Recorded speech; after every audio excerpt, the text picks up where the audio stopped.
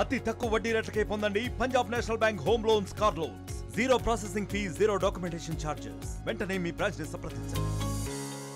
మీ అందరికీ తెలుసు, గత నెల రోజులుగా మన విశాఖపట్నం కేంద్ర కారాగారం ఏదో ఒక సందర్భంలో న్యూస్లోకి వస్తూనే ఉంది. విషయం ఏంటంటే లాస్ట్ సూపరింటెండెంట్ని కూడా సస్పెండ్ చేసే పరిస్థితి కూడా మీ అందరికీ కూడా తెలుసు.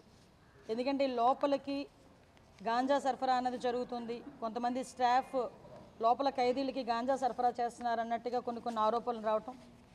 దాని నేపథ్యంలో లాస్ట్ టైం కూడా మేమందరం కూడా దీని మీద ఎంక్వైరీ వేయడం జరిగింది. కొన్ని నిజాలు బయటపడిన తర్వాత కొంతమందిని కూడా అక్కడ నుంచి సస్పెండ్ చేయడం కూడా జరిగింది.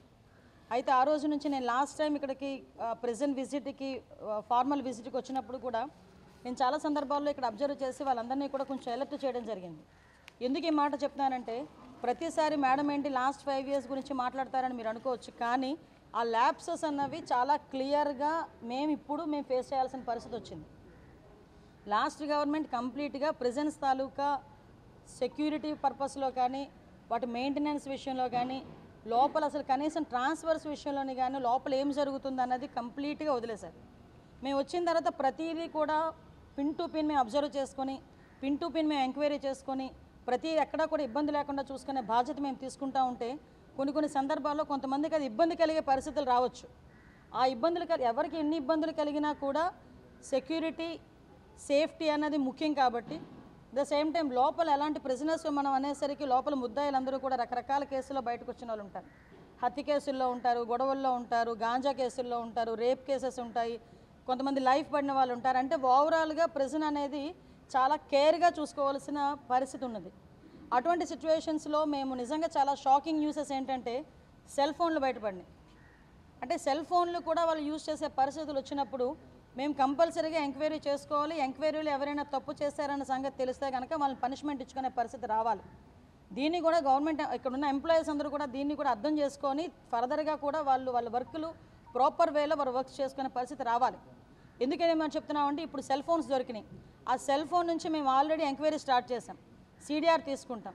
IMI నెంబర్ నుంచి ఎక్కడి నుంచి ఏ సిమ్ ఇందులో యూజ్ చేశారు, ఏ నెంబర్ నుంచి వెళ్ళింది, ఏ నెంబర్ నుంచి లోకల్ నుంచి ఎన్ని కాల్స్ బయటికి వెళ్ళి ఎవరు అవతల వాళ్ళు మాట్లాడారు. సో ఇవన్నీ కూడా ఎంక్వైరీ చేసుకుంటాం. లోపల నుంచి బయట ఎవరితో మాట్లాడారో వాళ్ళు కూడా రేపొద్దున్న కోర్టు ముందు హాజరయ్యే పరిస్థితి వస్తుంది. వాళ్ళు కూడా తప్పు చేసిన వాళ్ళ పరిస్థితి వస్తుంది. అంటే ఇక్కడ లోకల్ ఇప్పుడు మనం లాస్ట్ టైం చూసాం, కొంతమంది రౌడీ షీటర్స్ లోపల ఉన్నారు. రౌడీ షీటర్స్ కూడా బయటికి వెళ్ళి లోపలికి వచ్చేటప్పుడు గాంజా తీసుకుని వచ్చే పరిస్థితులు కూడా కనిపించాయి. అంటే అటువంటి సందర్భాల్లో కూడా కొంతమంది పోలీసులు కూడా ఇబ్బందులు పడి వాళ్ళు కూడా సస్పెండ్ చేసే పరిస్థితులు కనిపించినాయి. అంటే ఇటువంటి సందర్భాల్లో ఇంకా విషయం ఏంటంటే కొన్ని సందర్భాల్లో ఎంత వరకు అంటే ఇది లోపల ఒక చిన్న ప్లాంట్ కూడా కనిపించింది, గాంజా ప్లాంట్ కూడా కనిపించింది. అంటే ఈరోజు మేము చెప్తుంది ఏంటంటే, మా డిపార్ట్మెంట్ ఎంత క్లియర్గా వర్క్ చేస్తుంది ఈరోజు. అంటే ఎక్కడా కూడా ఒక ఇంచును కూడా వదలకుండా చాలా క్లియర్ కట్గా వారి సర్వేలెన్సెస్లో పెట్టుకొని అటువంటి సిచ్యువేషన్స్ ఏమీ రాకుండా ఈరోజు అంతా పగడ్బందీగా చేస్తున్నాం. పగడ్బందీగా చేస్తున్న సందర్భంలో కొంతమందికి ఇది ఇబ్బంది రావచ్చు, కొంతమందిని ట్రాన్స్ఫర్ చేయాల్సిన పరిస్థితి రావచ్చు, కొంతమందిని సస్పెండ్ చేయాల్సిన పరిస్థితి కూడా రావచ్చు. దీన్ని పెద్ద భూతద్దంలో చూసి మళ్ళీ మా మీదకి తిరిగి అదేదో అంటారు కదా, బురద జల్లే పరిస్థితి మాత్రం రాకూడదని ముందుగా మీ అందరికీ కూడా ఇన్ఫర్మేషన్ ఇస్తున్నాం. మేము చాలా క్లియర్గా దీని మీద ఎంక్వైరీ చేస్తున్నామండి.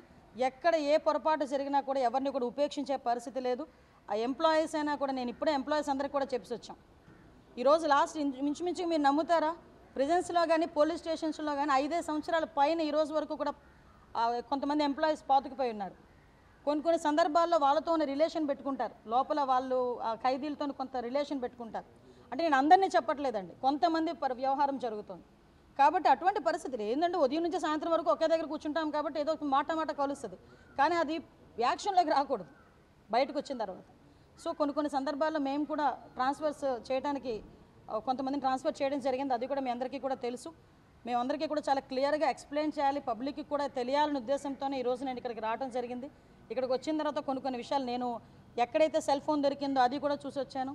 ఎక్కడైతే వీళ్ళు మొన్న రీసెంట్గా ఎవరైతే ఆరోపణలు బయటకు వచ్చి చేశారో, ఏ బ్యారక్లో అయితే మమ్మల్ని చెక్ చేశారు, బట్టలు తీసి చెక్ చేశారని చెప్పారు, ఆ బ్యారక్ను కూడా చూసి వచ్చాను. ఒకటి మాత్రం చెప్తున్నానండి, నేను డిపార్ట్మెంట్లో అందరికీ మేము హోమ్ మినిస్టర్ని, అందరికీ గౌరవ సీఎం గారు ముఖ్యమంత్రి.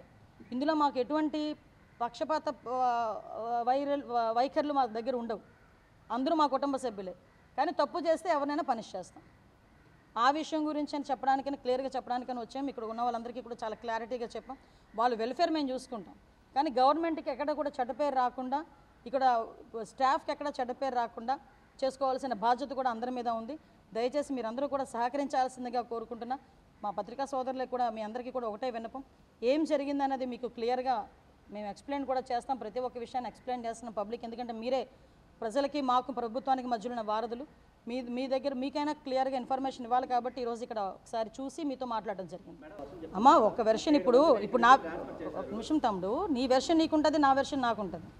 ఏ వెర్షన్ అయినా మేము ఒక పబ్లిక్ రిప్రజెంటేటివ్గా నేను కానీ లోపల గవర్నమెంట్లో వర్క్ చేసిన వాళ్ళు కానీ ఒక ఎంక్వైరీ లేకుండా ఒకరిని ట్రాన్స్ఫర్ చేయాలంటే రేపు పొద్దున్న ఎంక్వైరీ చేయడం తప్పు చేశారంటే వీళ్ళైనా ఫిక్సప్ అవుతారు కదా, వీళ్ళైనా సస్పెండ్ అవుతారు కదా.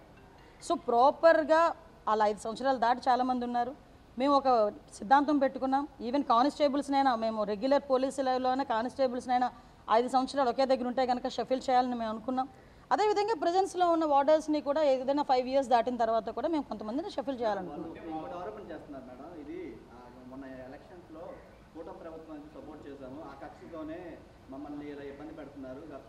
కూటమి ప్రభుత్వంలో సపోర్ట్ చేసిన వాళ్ళు ఓకే, నేను ఈరోజు కూటమి ప్రభుత్వం తాలూకా హోమ్ మినిస్టర్నే కదా, కూటమి ప్రభుత్వం తాలూకా సీఎంఏ కదా ఈరోజు ఉన్నారు, కూటమి ప్రభుత్వం తాలూకా డిప్యూటీ సీఎంఏ కదా ఈరోజు ఉన్నారు.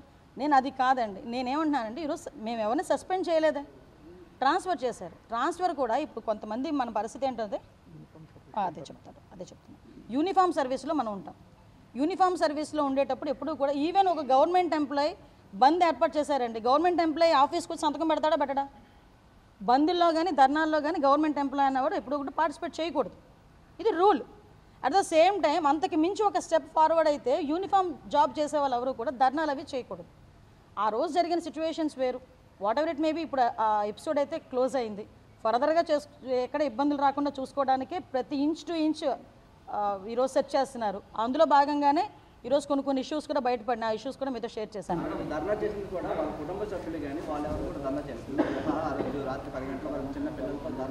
అమ్మ వాళ్ళ ఎవరికి కూడా అన్యాయం జరగదు.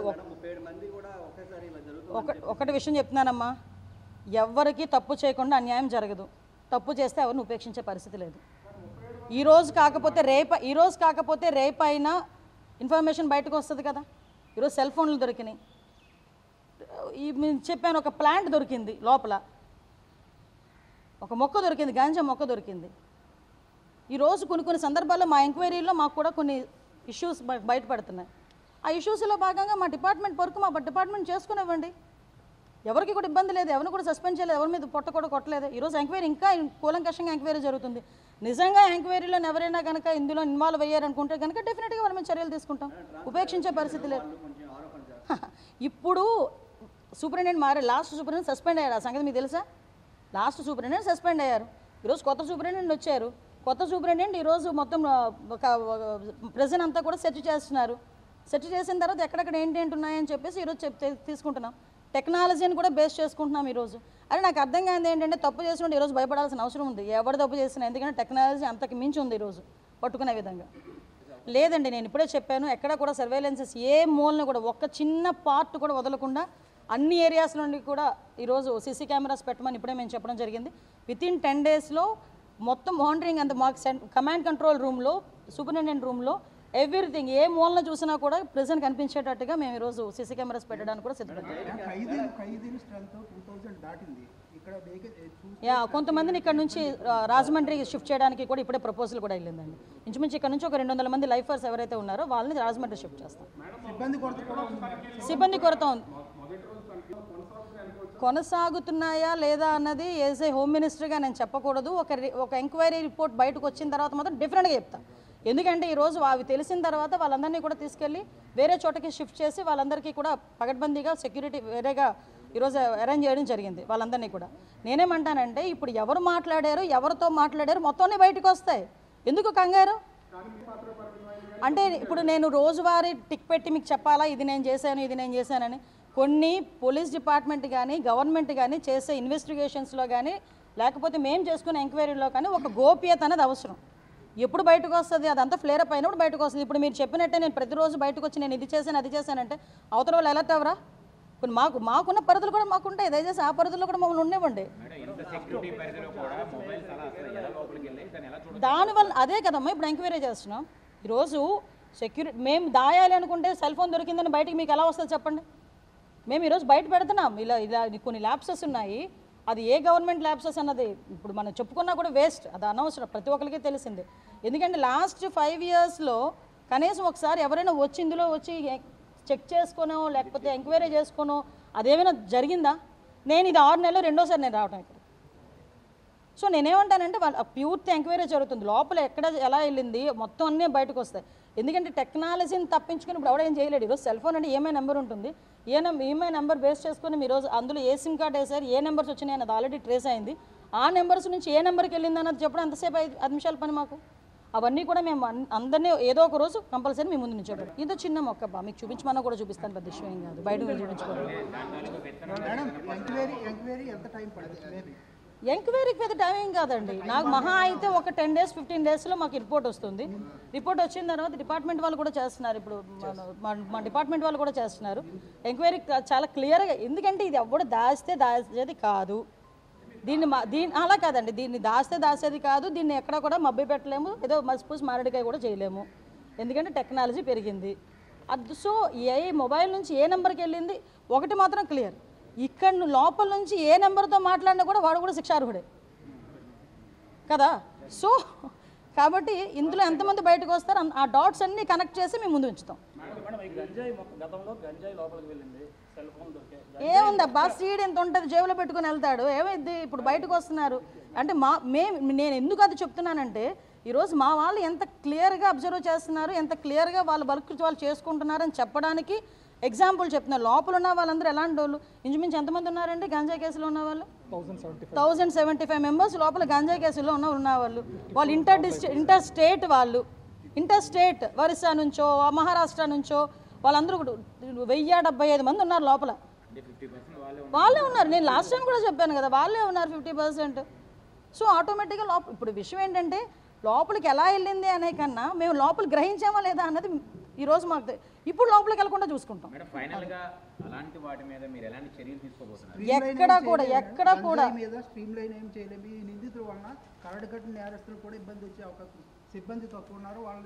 లేదు కంపల్సరీగా సిబ్బందిని కూడా పెంచుతాము. అవసరమైతే సిబ్బంది రెగ్యులర్ సిబ్బందిని పెట్టాలా, అవుట్సోర్సింగ్ సిబ్బందిని పెట్టాలా, వాట్ ఎవర్. అంటే యూనిఫామ్ జాబ్స్లో మనం అవుట్సోర్సింగ్ పెట్టలేం కాబట్టి రెగ్యులర్ సిబ్బందిని మనం పెట్టుకోవాలి. రెగ్యులర్ సిబ్బందిని ఏ రకంగా వీళ్ళ దగ్గర డిప్యూట్ చేయాలి, వీళ్ళకి ఎలాగ ఆన్బోర్డ్ చేయాలి, టెక్నాలజీని బేస్ చేసుకొని అంటే ప్రతి ఒక్క ఖైదీకి మనం ఒక్కొక్క పోలీసుని మనం పెట్టలేం కాబట్టి టెక్నాలజీని బేస్ చేసుకొని వీళ్ళకి కూడా ఈజీ అయ్యేటట్టుగా సర్వైలెన్సెస్ ఈజీ అయ్యేటట్టుగా మేము చూసుకుంటున్నాం. Okay, thank you. లోకేష్ గారు వస్తున్నారు. ఏం వివాదం చెప్పేస్తాను మాట్లాడేస్తాను, నేనే తీసాను, ఇంక దానికి పెద్ద వివాదం ఏంది?